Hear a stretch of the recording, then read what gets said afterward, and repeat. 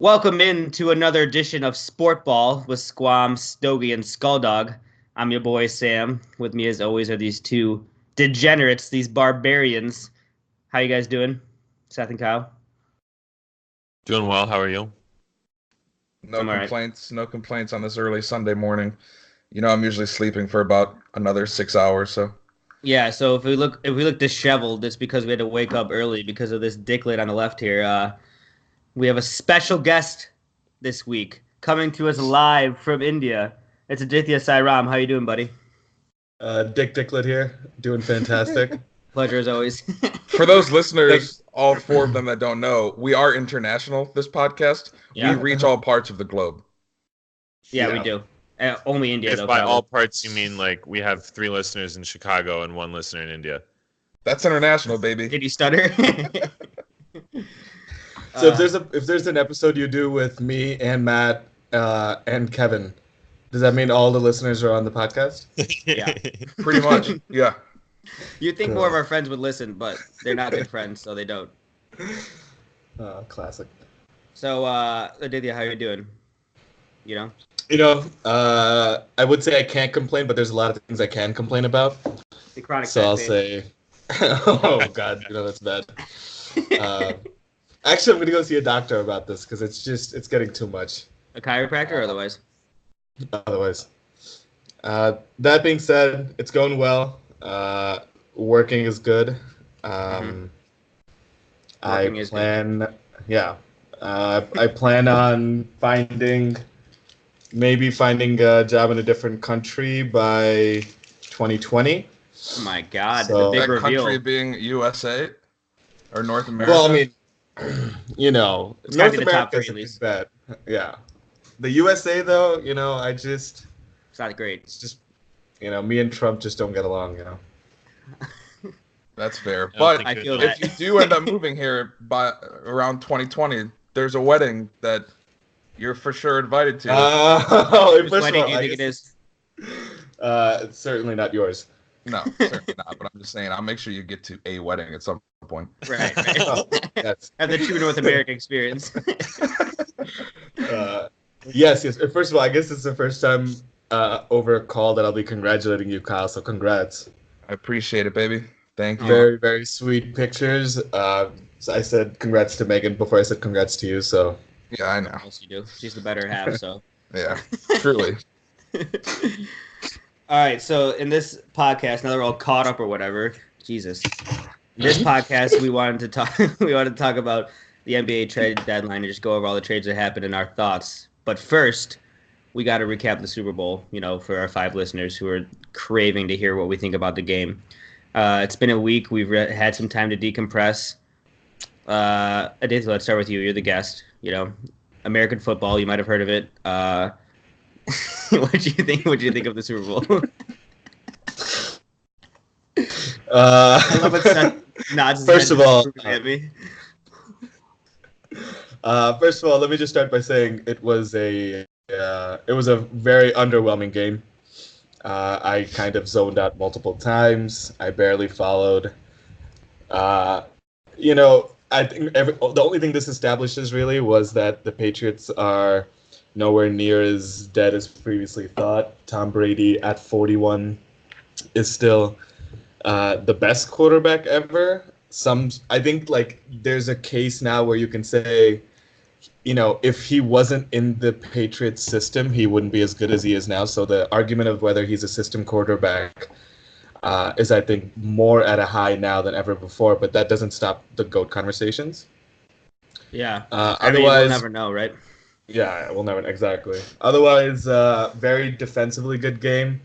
Julian Edelman is MVP. I'm just, I know they always have to give it to an offensive player, but I felt like it should have gone to, anybody on the Patriots defense. The entire defensive front. Phenomenal. Yeah, they were phenomenal. Are you allowed to curse on this podcast? Yes, What kind of course. question is that? All right, they were freaking phenomenal. So. You already said your name was Dick Dicklet earlier, and you said you can swear. Well, Dick is allowed on national TV. Dicklet though? No. That's, Kyle, what are your thoughts? So I was actually pretty pleased with the outcome. Obviously, I prefer the Rams to win, but I bought into one square and $25 buy-in, and the Patriots got me $750 in the second quarter. And if Belichick had the balls and would have just converted that fourth down at the end of the fourth quarter instead of kicking a field goal, I would have walked away with another $750. So I'm pretty pissed about that. That's just me being greedy, you know. On the good side, though, because they made that field goal, Megan ended up winning $200. So kind of a win-win, except I didn't see that 200. So right. So not a win for you. No, but I have to say it, you know. Win-loss. Right. But I thought, you know, we all went into this expecting it to be a offensive game, kind of a shootout. At least that was my expectations, and it seemed to be a lot of people's. And it was really surprising to see it be just like a defensive stalwart. Stalwart? Is that a word? It seems like it's the right word. Stagnation? Something like that, you know? A nation of Stalwart's a word. Stalwart's just a bunch of deer running around? Yeah. But I'm in 100% agreement with Aditya that the fact that, I mean, I understand Edelman went, 10 catches, 141 yards or something like that. Nearly maybe come back in our fantasy league, but, you know. Yeah. But the thing was, that game's not won if it's not the Patriots defense, you know, stepping up, particularly the McCourty twins and Stephen Gilmore with that huge interception. So I think any defensive player should have at least got one vote for that MVP, although they didn't for some reason. But overall, you know, it just confirms the fact that Belichick is the greatest to ever do it, you know, on the sidelines of a football game. I was reading a bunch of reports after the game, and so what Belichick did basically with that defense was, you know, they were running man defense almost all the year, and then they got to the Super Bowl and realized, or were they running zone defense? Oh my God, are we about to witness in podcast research in the first 10 minutes? Very rare. Yeah, no, I was right. So he ran the majority of the year, they were running man defense, and he figured the best way to stop McVay from watching all the games is switch to a zone defense. So basically just on the fly, in a matter of 2 weeks, he got his defense down pat with the, no pun intended with the down pat, with zone defense. And it really, you know, looked like it flustered McVay. And, you know, he didn't have what it took. I heard too that I heard that I can't remember the exact formation, but there was a formation they pulled out many times on that game-winning drive, that touchdown, the one touchdown drive they had, where they had like a heavy set of like Gronk and another tight end and Devlin, their fullback, but they split them all out wide. And it was the first time that they never even practiced that formation before. Yeah. But they were talking on the sideline, and Bill's like, I think we should try this. It might work. They're like, okay, yeah, sure, let's do it. And then they just drove for a touchdown. So like that's the sort of thing that like Bill does and Sean really didn't do during that game, right? Is just kind of adjust on the fly, and that's why he throws something new in every Super Bowl, right? And that's why he always catches teams off guard.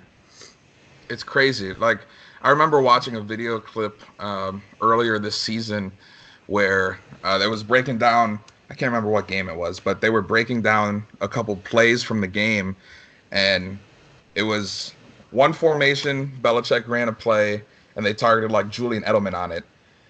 And they noticed something that the defense was doing on that play. So he just had all the offensive team come during the game and redrew up the same play, but like reversed it a little bit.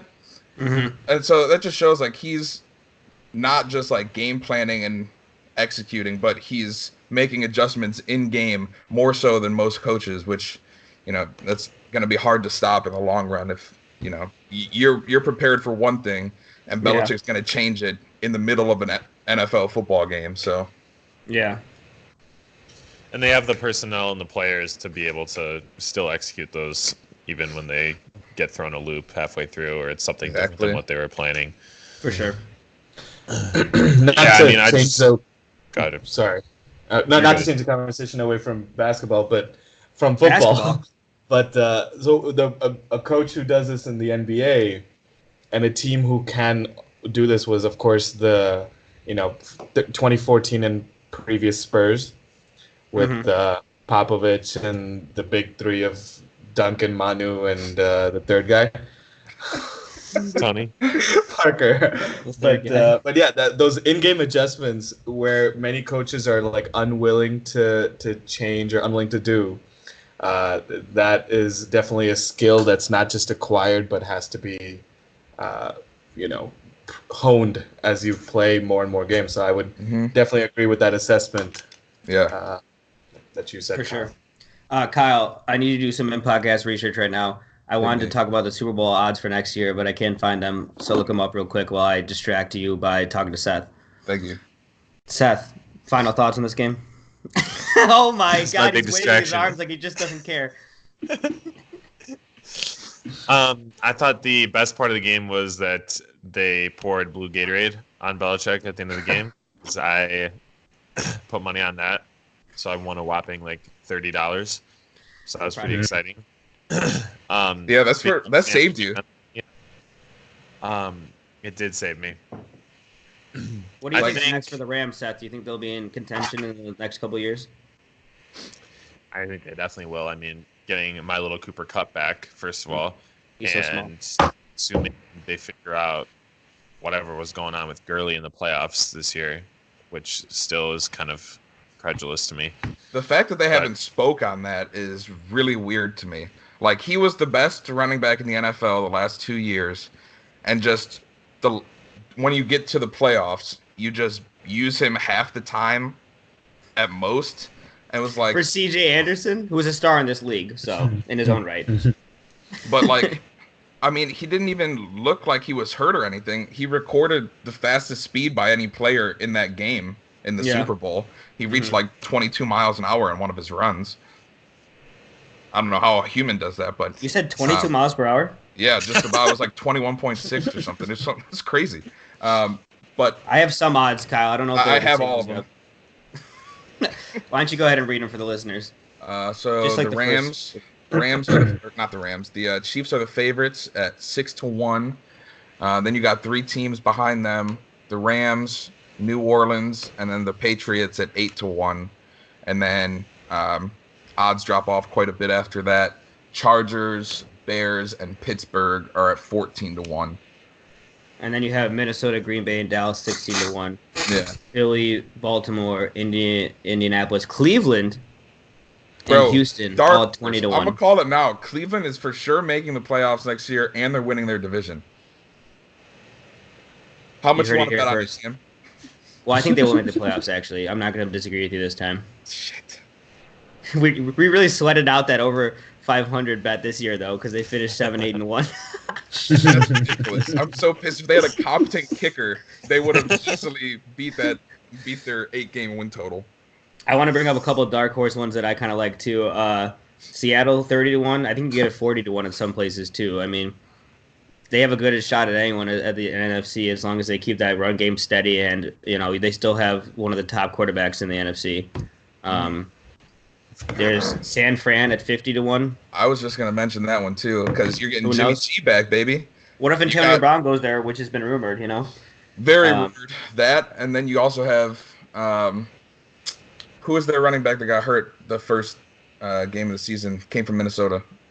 J.D. McKissick or whatever his name is. No. Jerick McKinnon. Yeah, McKinnon. So you're gonna have that and Breda as a 1-2 punch in the backfield. Yeah. Jimmy G back, and George Kittle, who is second, third year in the league. He's already a top 3 tight end. So George Kittle the Skittle. Seth, what about your Minnesota Vikings at 16-1? You like that?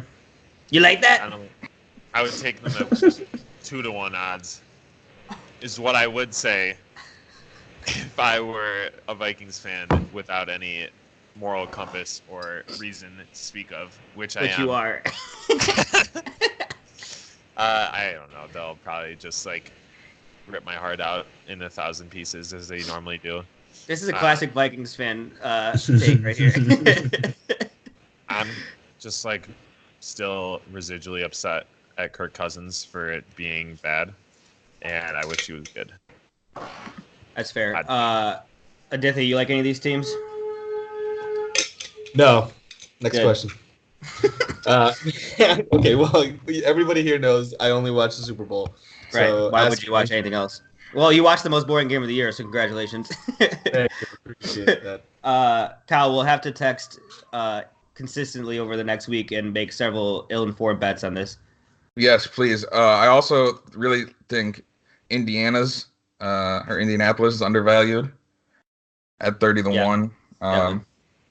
But this might sound crazy, but I'm a big believer in the Tampa Bay Buccaneers of all teams as well. Okay, why don't you just go ahead and lead?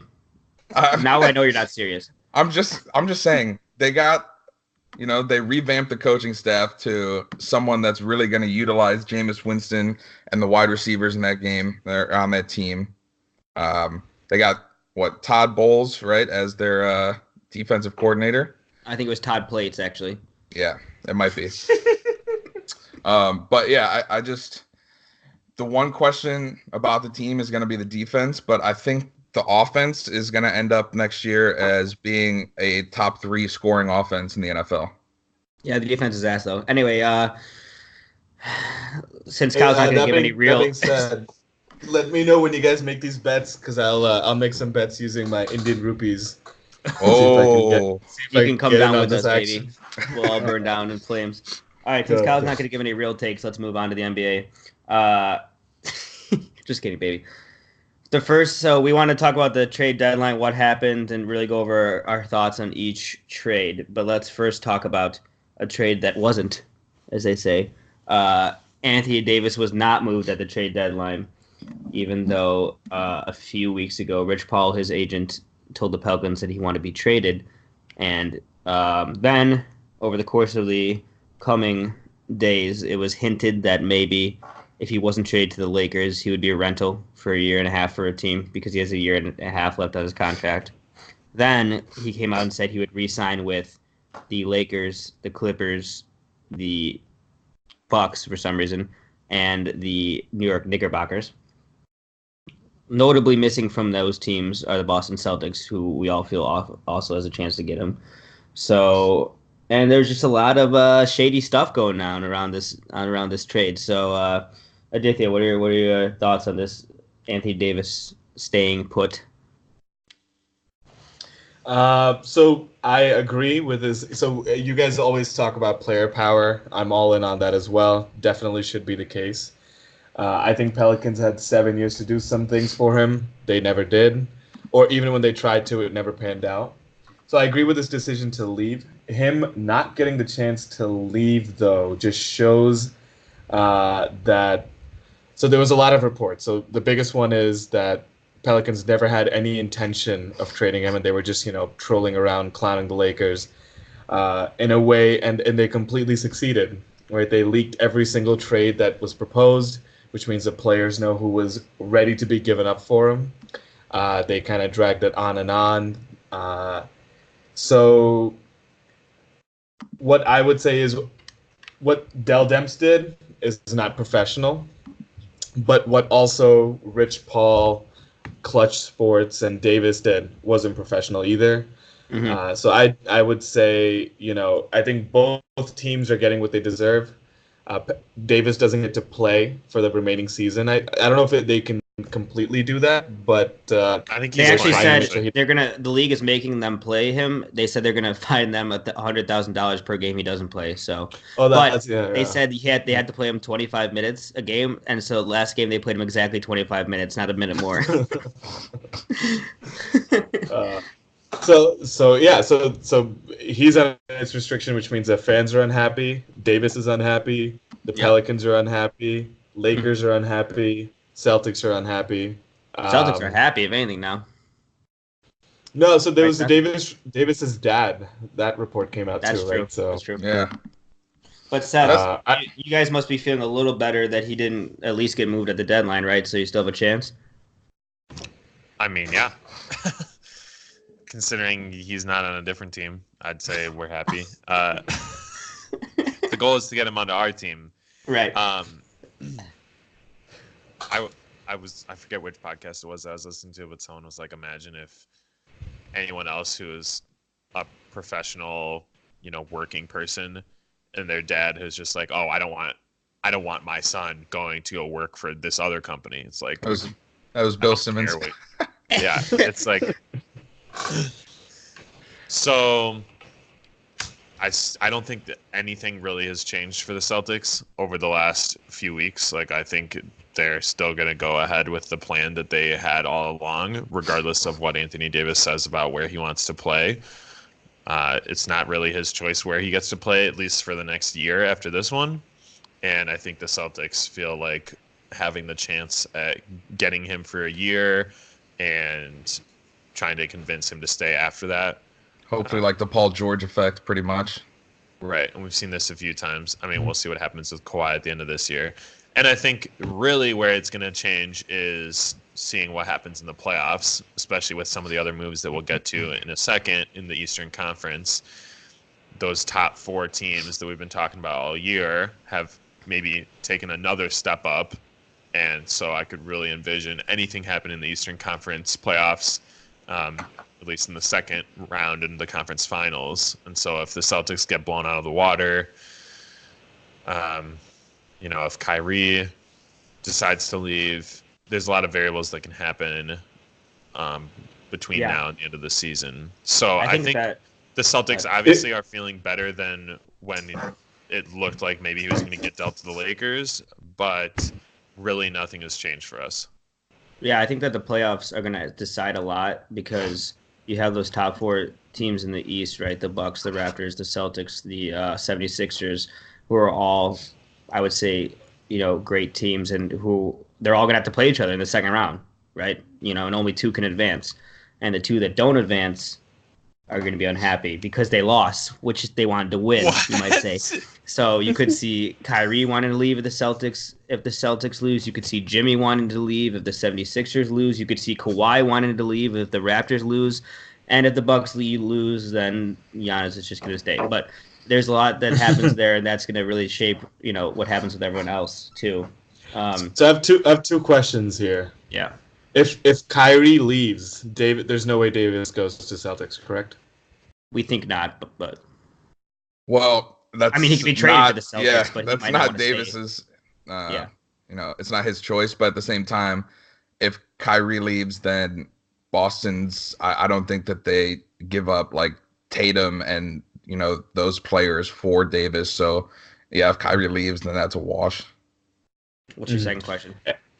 Second question is yes. Is okay in these 2 scenarios, is Tatum on the table? If the Celtics win and get to the finals, would Tatum be on the table? The second thing is even if they don't win, is Tatum on the table? Jason Tatum's actually on my dinner room table right now. Hey, Jason. It's just a centerpiece. Seth, I would say yes, right? In either scenario. So the Celtics don't want to admit that at all, or really say any specifics because they're worried about what happened to the Lakers. But I think my feeling is, just from what I've heard, listening to other people who actually talk to the team, you don't talk to the team. I think they probably would trade Tatum. He's listening. They would trade Tatum, now, so hopefully he can't hear me. I don't want to scare him, but I think they would to get Anthony Davis, assuming Kyrie commits to staying. I think if Kyrie's going to leave, they're assuming Anthony Davis would leave after the year, and then now we'd be stuck without a bunch of our future assets, our best young player, and both of those stars. So I don't think they would allow that possibility. But if Kyrie commits to staying, I think they would be willing to trade Tatum, is my guess. You're saying it depends entirely pretty much on Kyrie. Mm-hmm. Yeah. Interesting. And the whole Kyrie comment that he made about, kind of taking back what he said about for sure being a Celtic next year and saying, ask me on July 1 is really like the biggest, the best thing for the Lakers at this point, now that they didn't get Davis before the trade deadline, because it's like, well, we offered you all of this stuff, and if Kyrie does decide to leave, we don't have to offer you nearly as much anymore. So that's the thing, yeah. Yeah, the Pelicans might have shot themselves in the foot at what they could get based on what Kyrie ends up doing after the season. Yeah, so reportedly the Lakers offered as much as Brandon Ingram, Lonzo Ball, Josh Hart, Kyle Kuzma, Zubac, whatever his first name is, I can't pronounce it, and two first-round picks. And, the Pelicans were asking for up to 4 first-round picks, etc. And, the truth may be that same offer is still there in July. But like Kyle said, maybe if Kyrie is gone from the Celtics, that offer isn't there. But I still think it was prudent of the Pelicans to wait. Don't you guys think that? Because I feel like that offer is probably still there in July, and then they have a chance at Tatum. So I don't know. There wasn't much upside for them taking a trade now, unless they just feel like they can't go through the rest of the year with an unhappy Anthony Davis. But otherwise, I think it was logical to wait. Yeah, I think I think they were betting on Kyrie staying and having a chance at Jason Tatum. And I know we talk about Bill Simmons a lot, but he made a great point about that Lakers trade compared to what the Celtics could offer. Tatum seems like the one player that really has a chance at being an all-NBA player over really any of the people the Lakers are offering. So what do you want? You want 2 possibly NBA All-Stars, really what's an All-Star? Or do you want someone that has the chance to become one of the 15 best players in the NBA? And it seems like that's what the Pelicans are kind of taking a gamble on right now. Yeah, I mean, Tatum's already a better player than any of those players, and he has a higher ceiling too. So, but I still feel like the Lakers players were undervalued a lot. Sorry, Kyle, not to cut you off. No, it's okay. But I don't know. I do think that I think Lonzo Ball is an All NBA, at least defensive. I can definitely see that in 2 to 3 years he's gonna make the All NBA defense. Second thing is the All Star versus All NBA. See, at the end of the day, the NBA wants to sell tickets, so you can be an All NBA, second or third team guy, but that does not mean you're a superstar. As opposed to being an all-star means you're selling tickets, people want to see you, people are voting for you. So I think that argument is a lot closer. So I would, especially in a trade situation, yes, unless you're going for the championship, you want to get the All-NBA guy. But otherwise, if you're looking to sell tickets, fill seats, and make money, you should go for the all-star.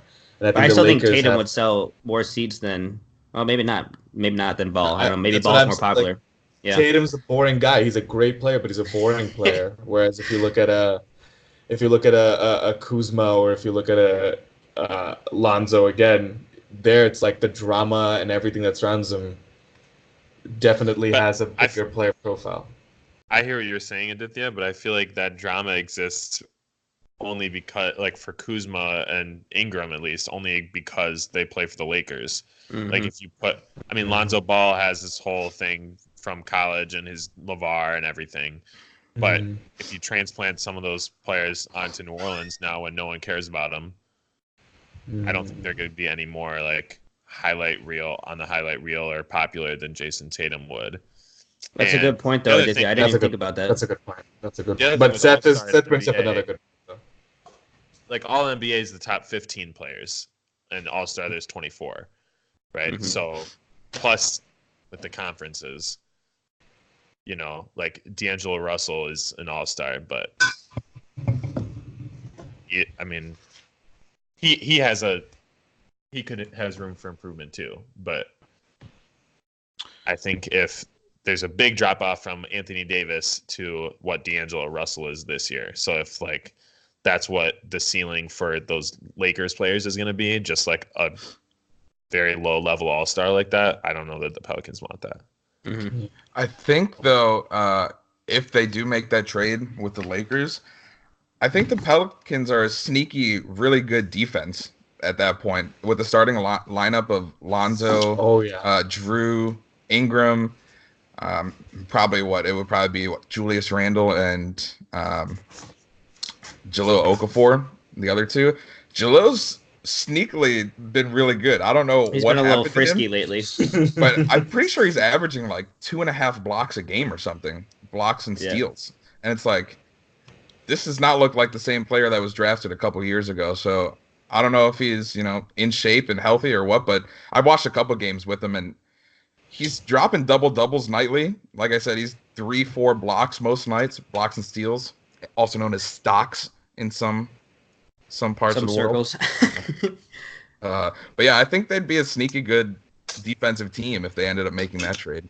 I think what it comes down to really is just how do the Pelicans feel about Ingram and Ball versus how they feel about Tatum. Maybe they prefer Ingram and Ball. I don't, but they certainly could have a different opinion. I saw there was a tweet about the possible assets from Boston in a trade for AD, and it was Tatum, Al Horford, and there was one other player and a pick included. I want to say it might have been Marcus Smart. I don't think they're going to trade Al, are they? Yeah, he was included in that list that I saw. I wouldn't. Why would you take that trade? Al Horford is 45. Well, you get Jason Tatum, you get Al's contract, pretty much was what it's for, so balance it out, I would think, and Marcus Smart, who I wanted to talk about because over the last 2 months, he has been a very consistent three-point shooter, something that we've not really seen from him. And obviously, his defense is still one of the grittiest in the NBA. But the fact that I think it's from the beginning of January, he's leading the league in three-point percentage with 42 or something like that. Yeah, I think the Celtics should avoid trading him at all costs because if they're trying to win a championship, I feel like you need a player like that. Yeah. He's scrappy, Mm-hmm. Yeah. All right, let's move on to Seth. Any final thoughts? I would just say no. Okay, thank you. Let's move on. We want to talk about the Kristaps Porzingis trade. We talked about it on last podcast, but Aditya wasn't there, so I think you have anything burning to say? I know you do, baby. I just love that the Mavs are collecting all the Latvians. It just makes me very happy. Team. Yeah. That pick and roll is going to look good. Oh, it's going to be great. So I think it's great, to be honest. I think it's a good situation for Dennis Smith to get out of there because we all know he had an ego issue, basically, with Luka. So Luka is your primary ball handler, but he's a forward, which means Dennis doesn't get as many touches. I think it's very good because now Dennis is in a situation where he knows he'll be the primary ball handler because on the Knicks there's nobody. And meanwhile, for Dallas, they have what you can consider, if it all works out, they have 2 more Dirks, basically, where Cuban's going to take care of them. Cuban's going to help them develop the skills that they're looking for. They still got the great coach. I don't know how much of a hit losing DeAndre Jordan is, though, because I've always felt that Jordan was, I'm not going to say he was always underrated, but there are a few people who are saying, Jordan leaving means nothing to the Mavs, but I kind of disagree with that.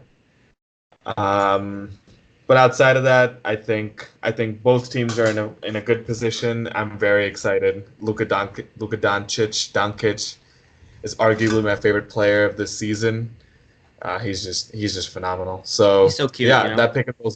Yeah, you know how it is. But that pick and roll is absolutely going to be phenomenal, though. I mean, the kind of spacing they can get on the floor with the two of them is going to be ridiculous. Yeah, I can't wait for it. All right, we already discussed that one, so let's move on to another big trade that was made since our last podcast. Tobias Harris going to the Sixers. So the 76ers sent Tobias Harris, Wilson Chandler, and Mike Muscala, as well as a 2021 and 2023 second-round pick to the Clippers. And the Clippers sent Tobias Harris. Oh, wait. Well, I should mention that the Sixers sent Landry Shamet, and the biggest thing maybe that they included was their unprotected 2021 first-round pick from the Heat. And then in return, they got Tobias Harris and Boban. We know him, we love him. And also Mike Scott. So What do you guys think about this? Seth, I'll start with you. I feel like it was maybe a bit of an overpay by the Sixers. Well, I think people talked about when the Jimmy Butler trade went down that this is the end of the process, and that now they needed like results from the process. So I think they're really going to some extent all in for this year. Shamet lit up the Celtics last night, so I feel like maybe they should have tried to keep him as like, a new JJ once JJ is on his deathbed in a few years. He's the same age as Al Horford, for God's sake. Apparently, Al Horford. I don't actually know if they're the same age. I just assume approximately. As I was saying before I interrupted myself, I think having that big four and throwing JJ in there for the starting lineup is as good of a starting lineup as there is in the East, at least. But I wonder... I don't think it makes them like the clear-cut favorite in the East. I still think any of those top four teams could win, just depending on who plays better, who's shooting threes better on that particular playoff series. If the Celtics can figure out what lineups to have when, and if Giannis can get enough help, if Gasol ends up helping the Raptors, we'll talk about that later. So I think the East is still pretty wide open. It'll be interesting to see if the Sixers try to pay all four of those guys at the end of the offseason.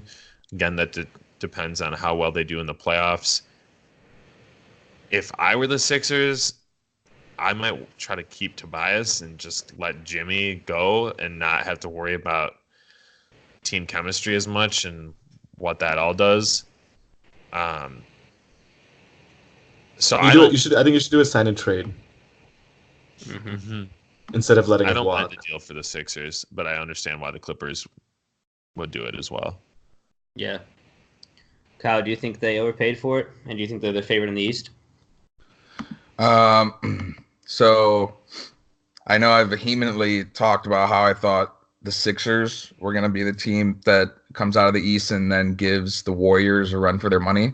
But after watching the last couple months, the Milwaukee Bucks, I'm kind of coming back from what I was saying about the Sixers. I think those are the two teams, however, that have the best chance of making it out of the East.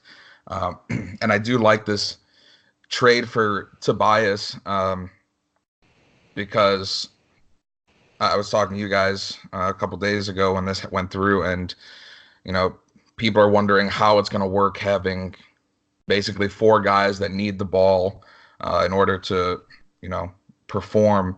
But Tobias is he's the lowest usage 20 plus point per game scorer in the NBA. So he's efficient basically. And that's definitely something, to think about, because he's not someone that needs the ball in his hands at all times. And I'm looking at last night's game. Was it last night or 2 nights ago? Whenever they played Denver. The one thing I'm not really worried about is bench depth for the Sixers because of the rotations that the Sixers run, where they pretty much stagger after the first couple minutes of the game. Like they'll take Joel Embiid out after usually around 6-7 minutes, and then after that, all 5 starters aren't together on the floor for the most part together anymore, except for like closing quarters. So adding just another, Tobias isn't necessarily a superstar, but a very good player in that mix to be able to stagger minutes with, makes me feel better about their somewhat lack of bench depth.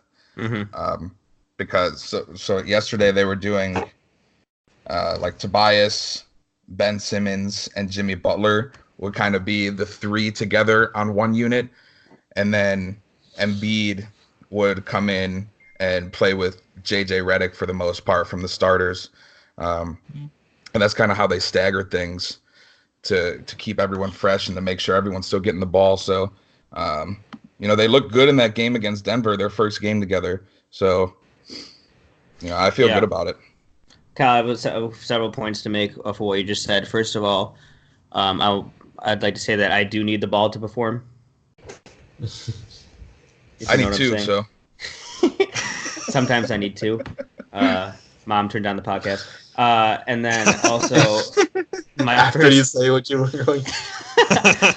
Unless you're Lance Armstrong, then you only need one. My first thought when I heard this trade is that, wow, that's perfect because Tobias to me is a player that can slide onto any team and really fit into whatever they do. You don't have to build your team around Tobias Harris. You can add Tobias Harris to your team and make it better, right? Because he's kind of just really good at everything.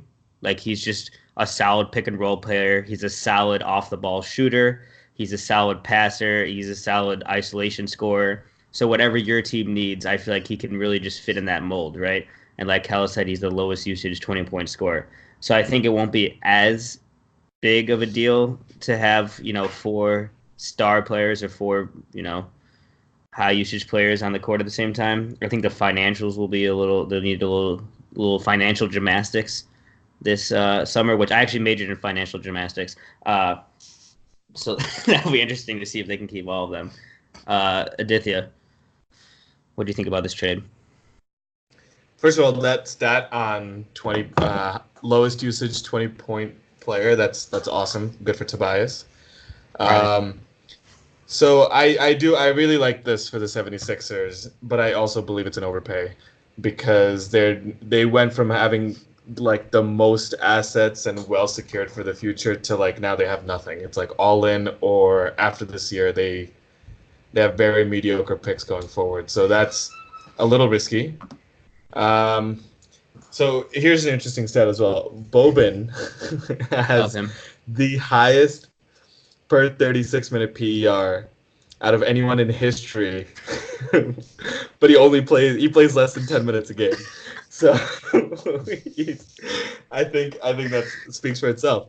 No, I think that 76ers starting 5 is phenomenal. I really, really like them. They're defensively super capable outside of JJ. Offensively, I think they can keep pace with the Bucks, which is saying something. For the Clippers, they just need to embrace the tank. They've got enough cap space. They can sign at least, I don't know if it's 1 or more or 2 max level players this summer. At least 1, I think. With some other things they might be able to get to, yeah. Mm-hmm. Then in that case, I mean, they just want Kawhi, so yeah. Yeah, they just want So the Kawhi, that can certainly happen. But yeah, I think overall that's great. I think Embiid has to get some more rest because that guy looks gassed in the fourth quarter every game. I think he's playing like 33 minutes a game right now. So I think if the rotations are right, he might be able to bring that number down to 29 or 28, which I think is perfect for him because he'll be devastating during that period. So yeah, I think it's looking good. I'm going to take 76ers as I'm going to say number 2 in the East right now after this trade. So I have a few thoughts before we move on. So this is the best starting 5 then besides the Warriors, probably, right? We would say. In my opinion, yes. Yeah. Very tough to say, but I think so. Yeah. Seems like it on paper at least. But if you put it on cardboard, who's to say? I also think I love this trade for the Clippers. I think a couple of things here. I think management probably doesn't want to make the playoffs because then they can keep their pick for this year. Because otherwise, there's a chance it might go somewhere. Yeah. I can't remember where. No, they should tank. The Celtics, I presume. But they could still make the playoffs, honestly, because whereas Tobias was their best player, their whole thing was that they just have a bunch of good players. And while Tobias is the best of them, he wasn't necessarily a superstar. And Gallinari brings, maybe 90% of what Tobias brought and is a similar player, and they still have him, and he just came back from injury. So I wouldn't be shocked if they still made the playoffs. I don't think they want to.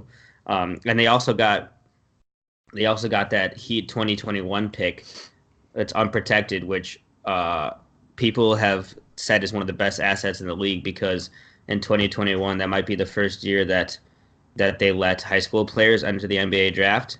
So they're calling it kind of like a double draft, where you have this influx of talent from college and from high school for the first time. So it's going to be a really, really strong draft, and you might not necessarily have to get the first pick, right, to even get a star player, because there's just going to be so much talent in that draft. And that was the Sixers. That was their big asset. And, you know, they were saving it for someone, and they saved it for Tobias Harris. You know, maybe not who they were envisioning saving it for, but now they're all in, and we'll see what happens, because they had all these assets and picks, and the process is over, and it's turned into Tobias Harris, Jimmy Butler, Ben Simmons, and Joel Embiid. So is that good enough for Sixers fans? I guess we'll see how the playoffs go. One thing that I want to mention before we move off of the Sixers is I saw this chart online. It was team net ratings when both teams have all 5 starters on the court. And before the trade, the Sixers were first in that category with a 15.4 net rating. So adding another really good defensive player and very capable scorer, you know, I think that's going to just, you know, we talked about it, improve their team immensely. But, yeah, you know, I think that's just something to think about. Like, their offensive rating is 120 and their 105 defensive rating, which is top 4 in the league, I think. And actually, their depth got better with this trade and with the full trade, which we'll talk about later. But that was the big knock on them, right? Was that their depth was not great at all. But they got 2 front court rotation players in Boban and Mike Scott for 1 front court rotation player, Mike Muscala, who they sent out. They did lose Shamet, which is a big deal. But I feel confident that they're going to get a buyout guy like Wayne Ellington, maybe, who they can just insert into that shooter role. So I think their depth will be pretty good by playoff time. Ellington just signed with Detroit. Was that Ellington? Oh, really? I think so. Forget what I said then. No, but you're absolutely right. I think terrible. Yeah, with the, I think that minutes management is going to get a lot better, which is very, very good. And Kyle, you should share that list, Kyle, because I'd be very interested to see that. Okay, yeah.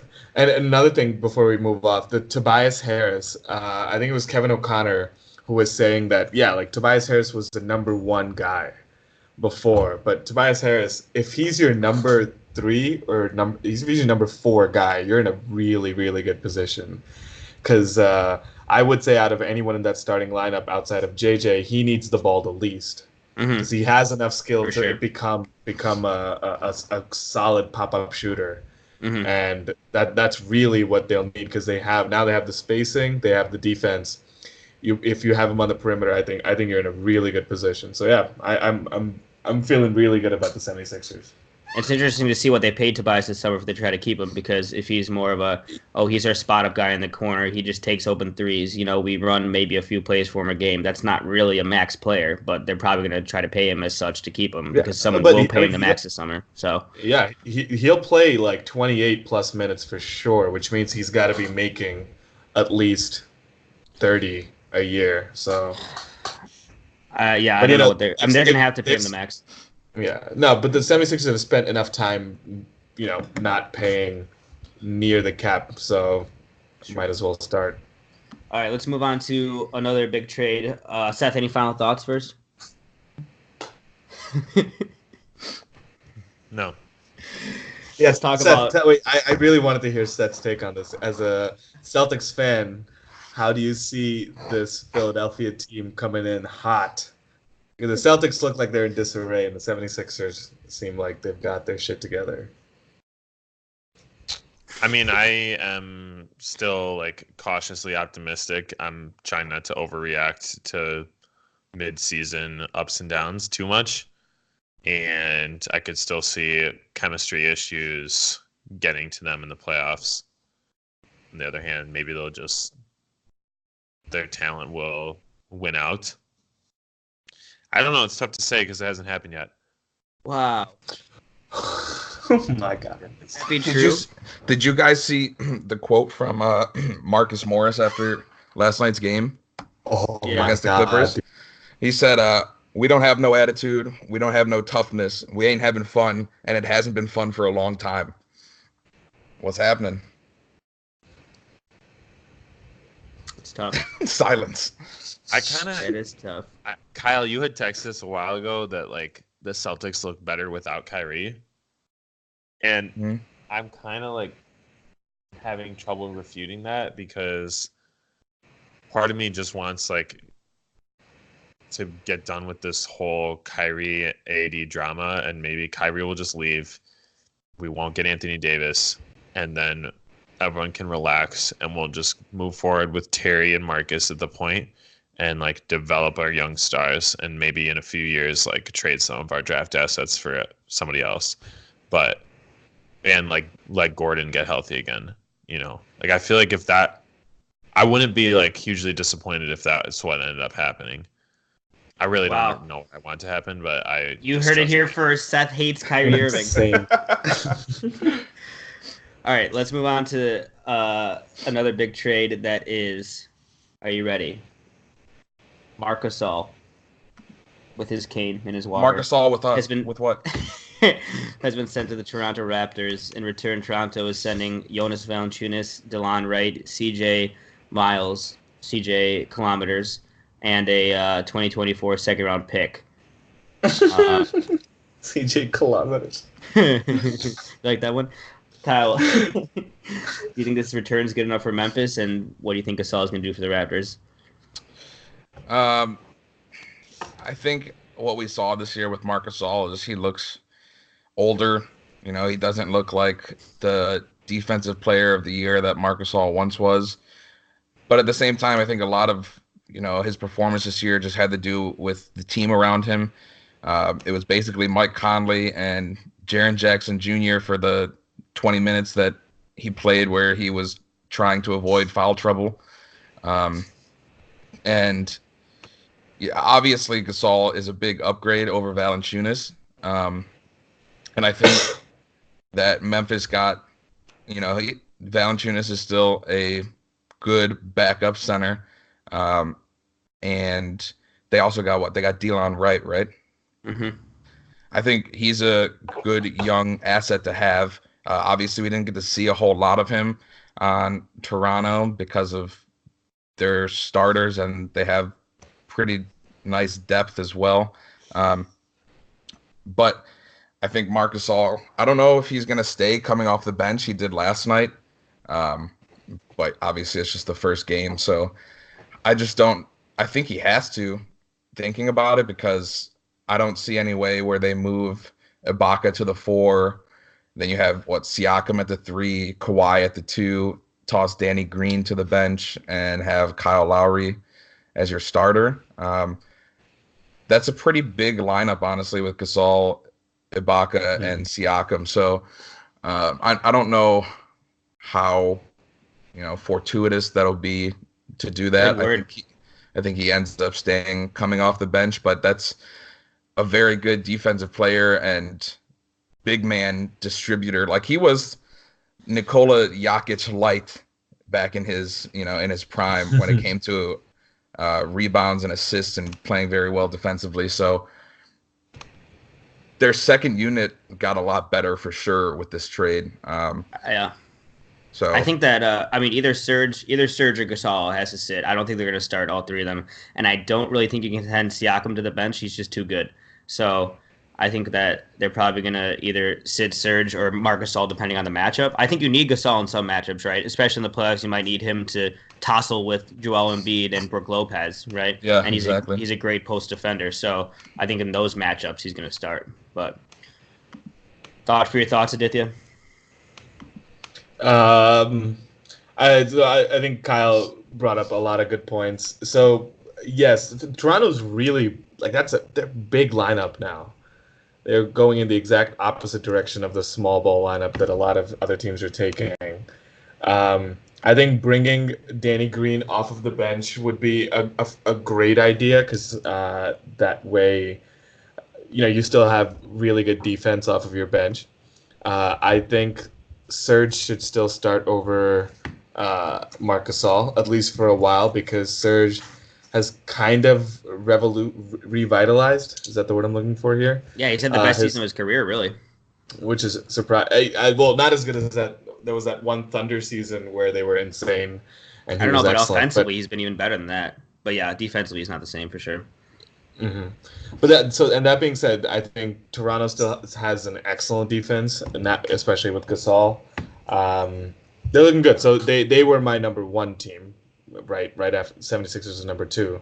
So I'll still say they're in excellent position. But Kawhi still not playing back-to-backs is scary. He's still playing less minutes than I think he should. But yeah, trade-wise, I'm all in for them. I think Masai is doing some really good things. But if Kawhi does not re-sign, let's say Toronto gets to the finals, does Kawhi stay? And if they don't even make it to the finals, Kawhi's definitely leaving. Who's your go-to guy now? Well, they'd have to rebuild around Siakam and their other young guys for sure. They'd probably let Kyle go or trade him. Kyle Olsen, trade him from our podcast, to another one. Get him out.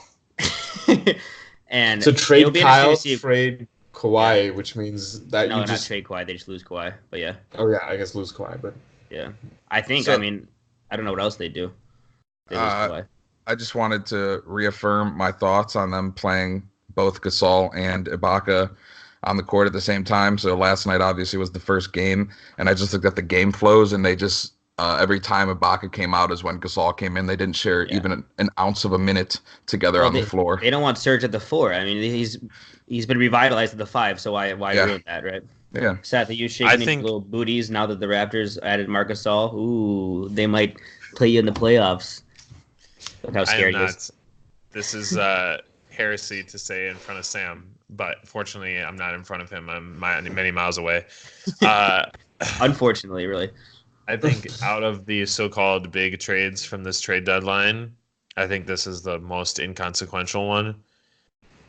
The only way that I see it making a difference is for those times when Gasol is guarding Embiid.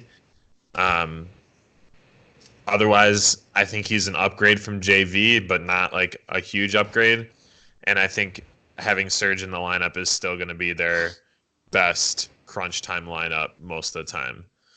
Yeah, but if the only difference this makes is that he shuts down Joel Embiid and Al Horford and Brook Lopez, okay, but Jonas wasn't going to cover them, and Serge can't cover them either. So, I mean, they made this move for one of the elite teams they're going to play in the playoffs, and if that's the only difference it makes, then they're in the finals, In my opinion, they really only made this move for playing the Sixers. Because, like you said, they need Ibaka has shown this year that that's the one thing that he really can't do is guard like big men in the post. And so I think that's really what they did as kind of insurance for the playoffs. Sorry for cutting you off, Seth. No, I don't mind that. I don't mind the trade. I just don't necessarily think it moves the needle. I think I would have taken Toronto beating the Sixers regardless. For this trade. So I don't know. I think it's a fine trade for them. I don't think it makes them worse, but I don't think this makes them the favorite in the East either. It's so hard to say who's the favorite in the East, honestly. I could see any one of these teams making the finals, so Indy's still on a 5-game streak, so is it top 4 or top 5? Oh my God! I would have said top 4 because they don't have Vic, but boy, they look scrappy. They have looked good recently. Tyreek Evans is still ass. Yeah, that's true. Let's talk about. I told each of you to pick another small trade that you want to discuss. Who wants to start? Huh? Why don't you just fight over it? I'll go. Wow, easy fight right there. One man stands alone. So I don't think this was really a small trade, and that's why I wanted to bring it up. And it was the Nikola Mirotic to the Milwaukee Bucks. Effectively, what, 4 second-round picks or something like that. They traded. So what they first did was they moved Thon Maker to Detroit for Stanley Johnson, and I was really excited about that. Stanley Johnson was a perfect fit for the team, and then they turned. Yeah, Stanley I think Johnson so. is not good. Yeah, so he's he a must be bench Stogie Boy. he's a bench Stogie Boy player is what he is. And then they just turned Stanley Johnson into Nikola, which is an even better fit, honestly, for the Bucks. Just another player that can shoot the lights out some games and really space the floor and pretty much get everyone out of the paint for Giannis to go to work. And I think it's really going to end up being a deadly combination, especially, if they do start running a small ball lineup of, I think it's pretty equivalent, could go toe to toe with the Warriors death lineup. If you're playing Bledsoe, Brogdon, Middleton, Nikola, and then Giannis essentially playing the 5. That's a big lineup. That's not just a big lineup, but literally everyone on that team could shoot the lights out. And then you have Giannis, who I saw drain, I think, like 6 threes the other day. And if he's going to even keep doing like 4 That happened? yeah, he was not missing. It was nuts. Shit. So if he can, even just consistently be 35% 3-point shooter to even spread that floor even more, they're the most dangerous team in the East. I think they're the second most dangerous team in the NBA. Kyle, let me ask you this. When they shoot the lights out, how do they see the court? They don't. They just feel it. I got you. Yeah.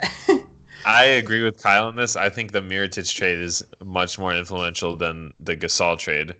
I think Mirotic is someone who could get hot like in the third, fourth quarters of a playoff game.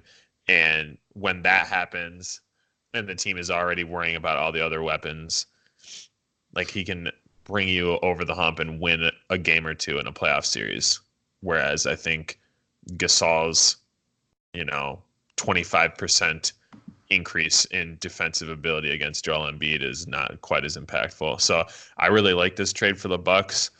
They didn't give up too much to get Mirotic, and they're another team that could maybe pick up a buyout guy as well. So I kind of see Mirotic is filling that like Bellinelli, Ilyasova role that the Sixers had last year, where someone who can get hot, hit some threes, space the floor, and just adds another element to their offense which is a team that already has a lot of depth. And so I think it's nice to have so many weapons when your second guy is Chris Middleton, who's good, obviously, but I think it's nice to have so many other weapons, and anyone on the team can really hurt you. Are we overthinking this? Should the Bucks just be the favorite in the East? I mean, they have the best player, and they have the best record in my mind. That's the thing. Like I said, I thought going into the season it was going to be the Sixers, but the way the Bucks have been playing this year, it's pretty clear to me that they are the best team in the East, and honestly, the second best team in the NBA. Like I said. Aditya, you had them third, right behind the Sixers and the Raptors. Defend yourself. Yeah, but you guys have convinced me to. So, what I wanted to look this up because I remember in podcast research. Yeah, Mirotic was really good for the Pelicans last year in the playoffs. So I wanted to see kind of what he was doing, and so his game totals in the first round against Portland, the first game. He scored 16 points, 11 rebounds.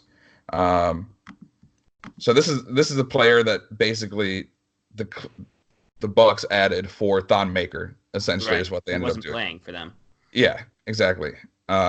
Second game, 17 points, 8 rebounds. Third game, he scored a whopping 2 points. 30 points, 8 rebounds again, 3 steals and a block. And then to put the fourth game, the icing on the cake, as they say. He had just a small 10-point, 11 rebound double, but also that game, Drew Holiday scored 41 points and Anthony Davis scored 47. So that was really thrilling to hear you read out his stats from each game. Thank you for that. Yeah, but I'm just saying, like, you turned a bench player that wasn't doing anything into a player that is very much so could influence a game and move the needle to be able to put up a very good performance against the Golden State Warriors if and when you see them in the NBA Finals. I mean, it's kind of similar to the Raptors trade, and then they traded like someone who basically wasn't going to play in the playoffs to a rotation player, and that's big, obviously. So, Aditya, what's your trade that you want to talk about? No, I just one point to add to that. So, so the Bucks are, and I think I had messaged the group about this a little bit earlier. They are the highest pace by such an insane margin. I think there was one game, the Wizards score 129 points, and they lost by 19 to the Bucks. That game was nuts. Like they scored, what was it, like 70-something points in the first half of the game? They scored 50 points in the first quarter. Yeah, I know. I mean, so the Bucks are absolutely incredible. Fourth best offense, number one defense. Yeah. Scoring margin is still incredible. I think this Mirotic trade is fantastic for them. But interestingly, I think the Pelicans got a decent amount for this as well. So they got Washington's 2020, 2021 second round picks. They have Milwaukee's pick. They have Denver's pick. Stanley Johnson, who I still kind of like, and Jason Smith. So I think the Pelicans got away with it as well. Thonmaker, he could be 18, he could be 40. I actually don't know. Who's to say? So I don't know. The Pistons, I think, got a little fleeced here, but yeah, I think the Bucks are looking excellent. That being said, I still have to put them at number 3 because I think 76ers defense got better, and I think the Toronto's defense and offense got better with their trade. So yeah, just my 2 cents there. So what was your trade you wanted to discuss? Harrison Barnes. Harry B. Well, let me just read this, what the trade was. So the Mavs get Randolph, they get Justin Jackson, and the Kings get Harrison Barnes. I think this is really good for the Kings because you now have a solid 15 plus points per game. You have an incredible. I think Harrison Barnes is one of those excellent team guys. Anywhere he is, people just have really good things to say about him. No drama, no nothing. I think with the Kings, who have really looked like a different team, I think that their rebuild process is really paying off. They've got one of my favorite people in De'Aaron Fox. Love him.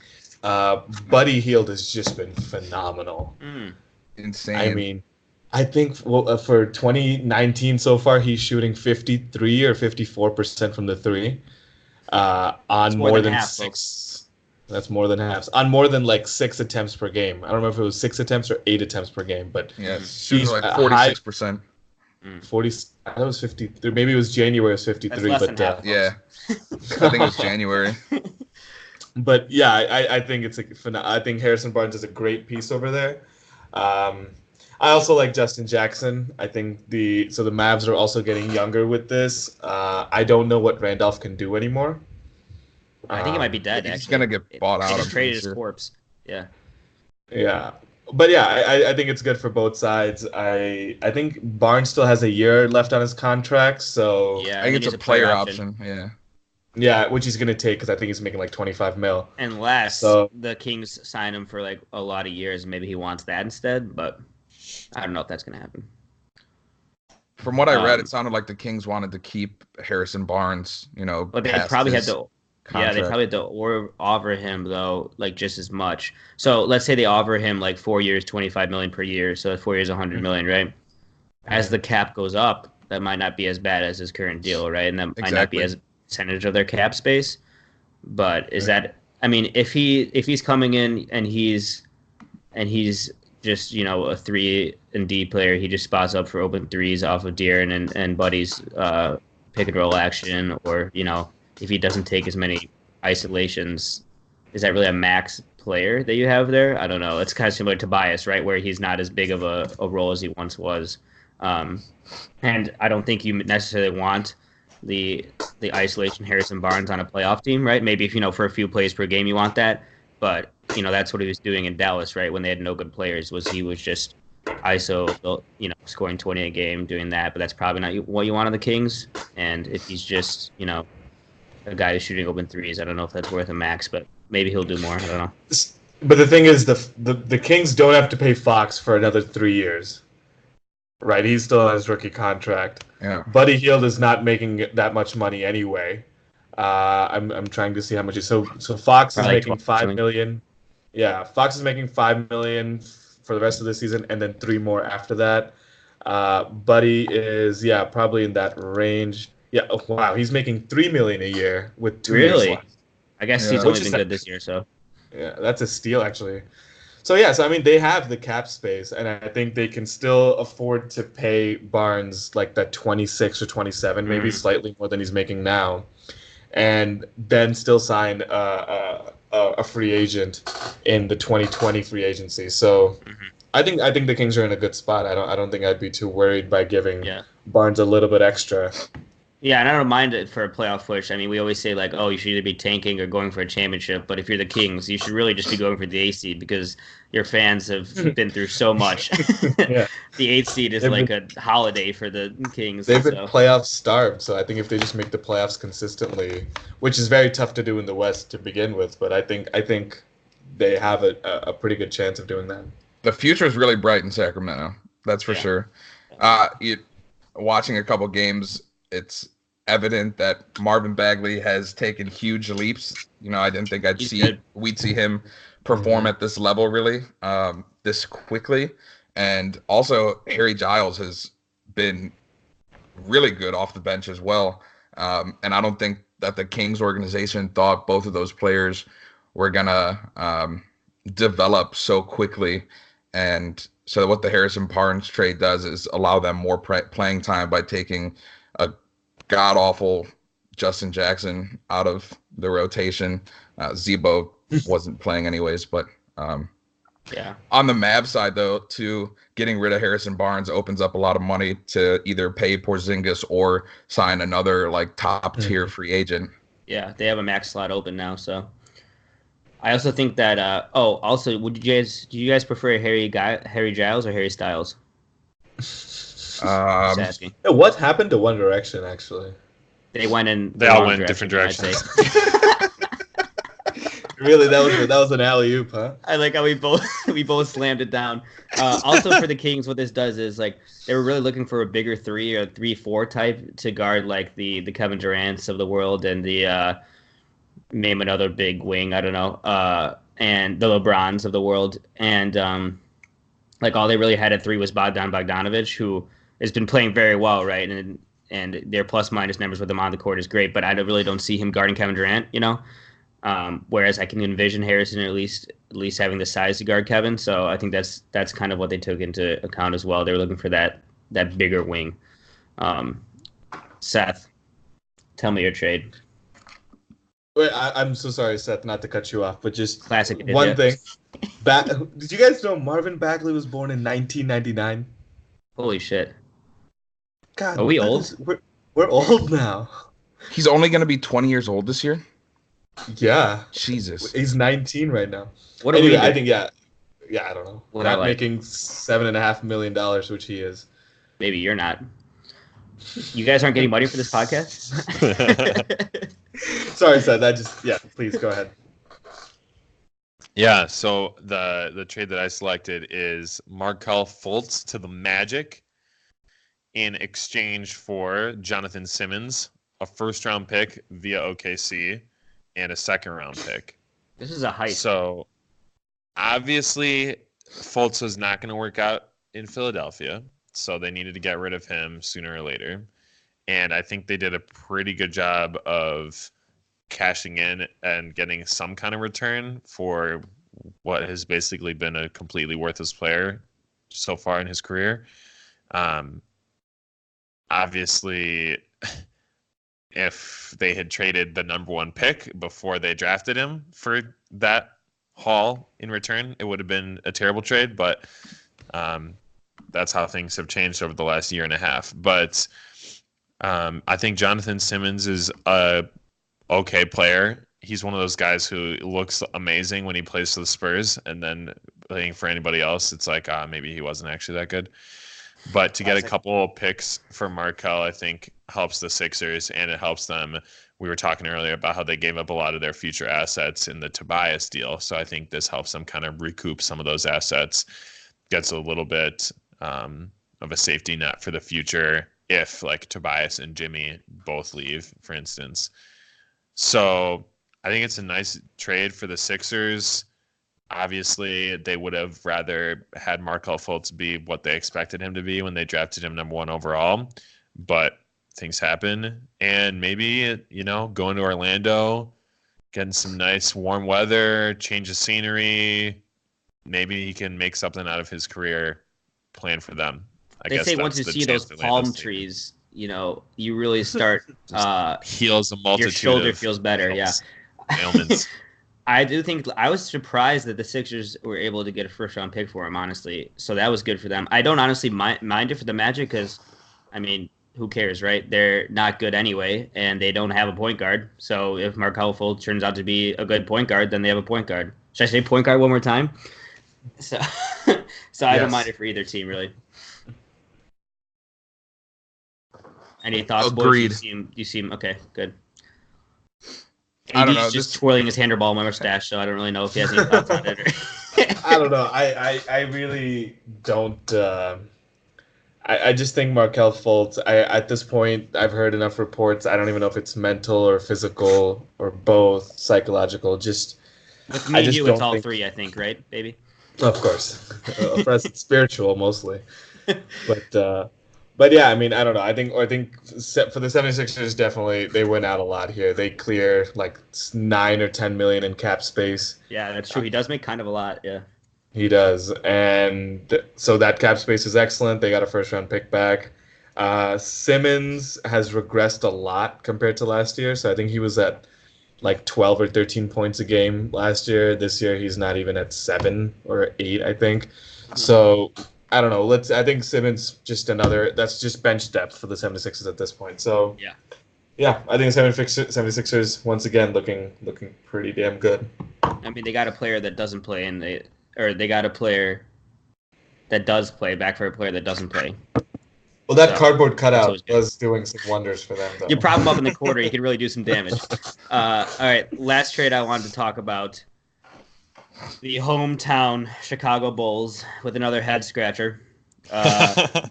We received Otto Porter Jr. from the Washington Wizards in return for Bobby Portis's injured face from a punch from Nikola Mirotic, and Jabari Parker's reanimated corpse, and also a 2023 second-round pick.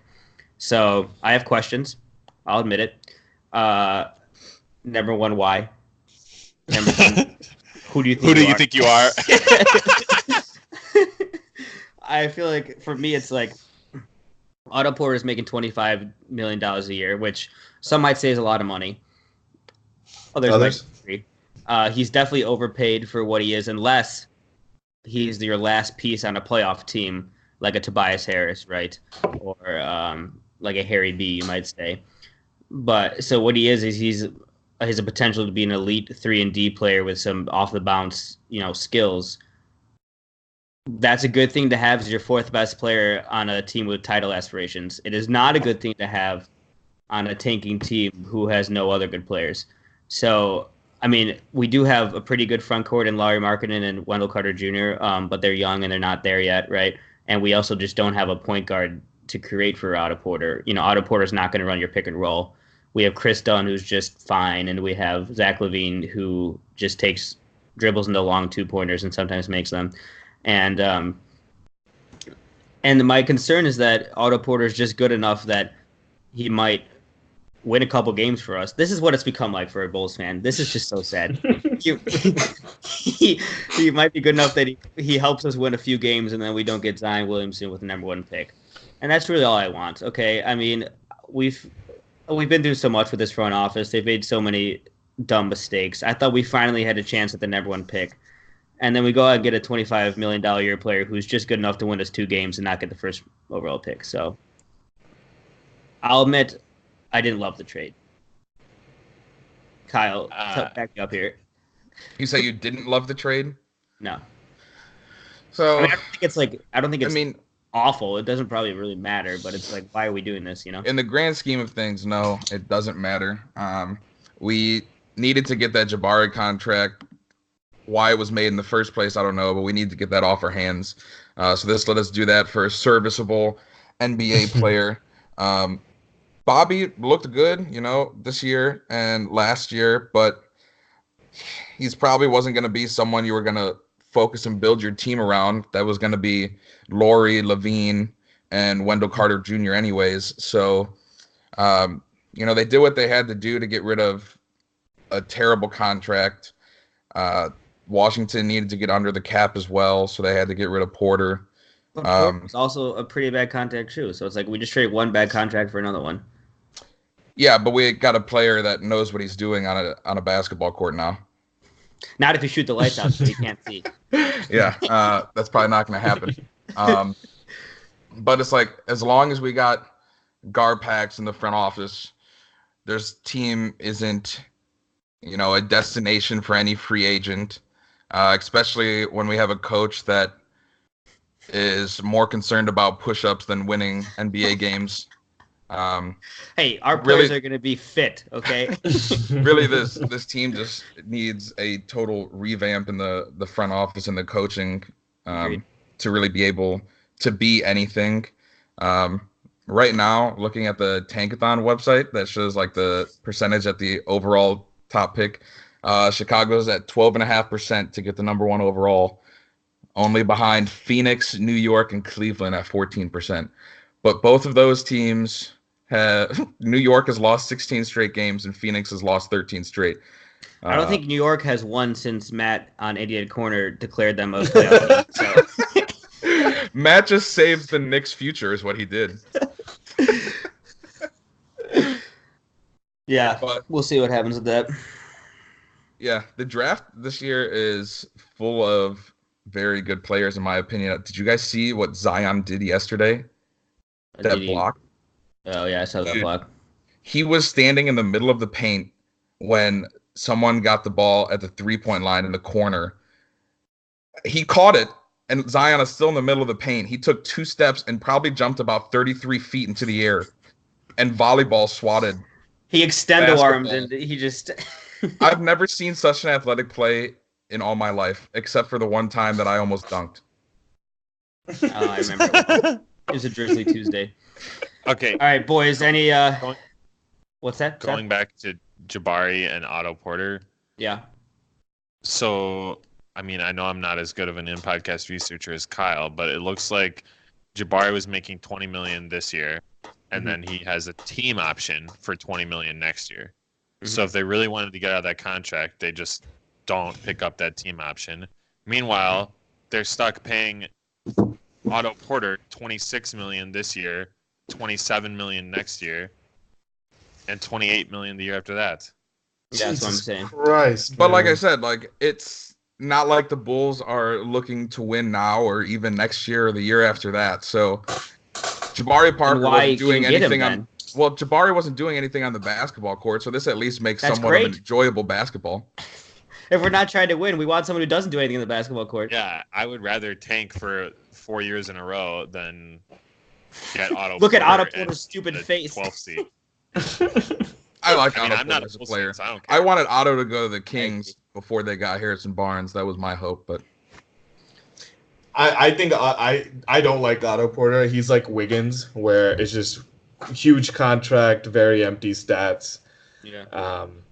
And yeah, Chicago's really screwing up over here with this trade. I'm fine with like rebuilding and tanking if I had any hope that our front office was competent or that our coach was building a winning culture while that we're rebuilding. But I don't have any confidence in either of those things. So I mean, Davis is from Chicago, and he literally has no intention. He'd rather live in Milwaukee.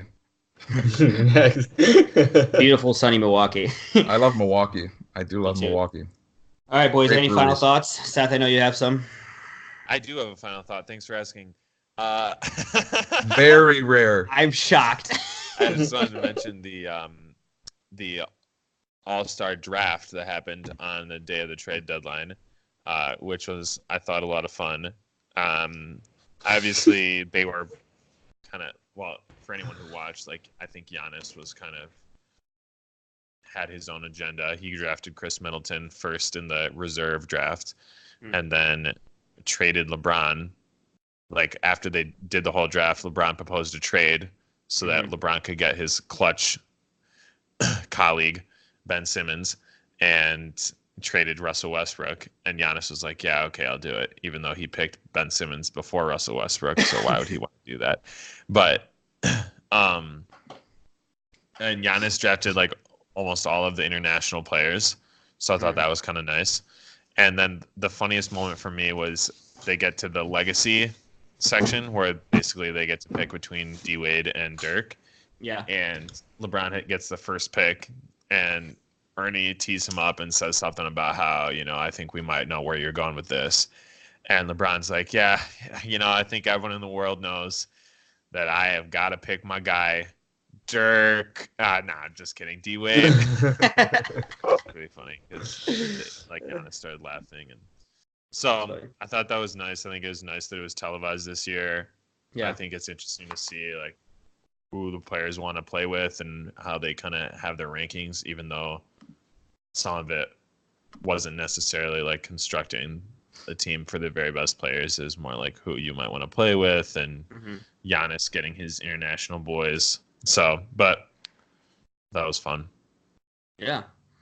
That was really fun, actually. I love the Inside the NBA crew. There was I think 2 jokes where one was Ernie or Chuck saying something about LeBron giving up his entire bench for Anthony Davis. Yeah. And LeBron just like nervously takes a sip of water. And second was, I think when LeBron picked Davis, Giannis was like, are you sure this isn't tampering? Yeah. LeBron's response was, yeah, it's he no said, tampering in the All-Star. He said there's no tampering in the All-Star yeah. break. But he had to jumble his words at the beginning. He didn't know what to say. Giannis really got him there with a zinger. Yeah. Savage by Giannis. All right, well, this has been a pleasure, guys. Except for one last thought. Kyle has one last thought. A final thought. Does everyone have final thoughts? I also have a final thought. Okay, Kyle, you go Based first. So Nikola now going to play in Milwaukee. Robin Lopez had a quote that said, I feel bad for Nico. He has to play with Brookie. You know what's even worse? He already got the superior experience of playing with me. Now he has to go and play with Brooke. It's like living in Fresno, but having to move to Clovis, which is a very small town near Fresno. That's a niche reference, too. I love him, dude. My final thought. All right, AD, let's hear your final thought. My final thought. I think I'd asked this on the group me, but I wanted to know Fox versus Mitchell. Who would you rather build around? What are your thoughts between them? Because Mitchell was really far ahead last year, but Mitchell hasn't really progressed. I would say he's come down a little bit. He's not as efficient, and he's still taking crazy amount of shots, whereas Fox is leading his team into a playoff seed and is a leader already of that team. So just wanted to get your thoughts. I wouldn't be disappointed if I had either to build around, but I would probably say Fox would be easier to build around because he's a better playmaker, and Donovan is just mostly a pure scorer. But it depends if I need a heavy dose of scoring and someone who can take a shot at the end of the game, or if I need someone who can distribute for my team and run a pick and roll. So I wouldn't be disappointed with either player, but I'd probably pick Fox in that scenario. I lean to Fox as well. Fox is a Stogie boy, so, I got to stick with my guys. Seth, why don't you just go ahead and play devil's advocate here? What? Why don't you go ahead and play devil's advocate here? I will. Donovan Mitchell went to high school with one of my college friends, so ipso facto. Nice brag about knowing someone that knows Donovan Mitchell. Humble brag. I don't even think they went to high school together, but they didn't know each other at all. I think there's this whole thing about the sophomore slump. I think that people are talking about with Mitchell and with Tatum, and I think really it's more that they just didn't take a leap forward like we maybe hoped or expected. So I think Mitchell would still be a better like high volume scorer, but I like Fox's defense and speed, and I could see why a team would want to build around him more. But Mitchell might be able to like take over a game more than Fox can now. Yeah, I could see that. All right, boys, cool. It's been a pleasure. Aditya, thanks for coming on as a guest. Thank you for having me, guys. Always appreciate it. Pleasure to look at all your beautiful faces. Baby. Kyle, you know what happened on the third day? I think he rose again. All right, everyone stop your audacity. And then I will stop the Skype recording.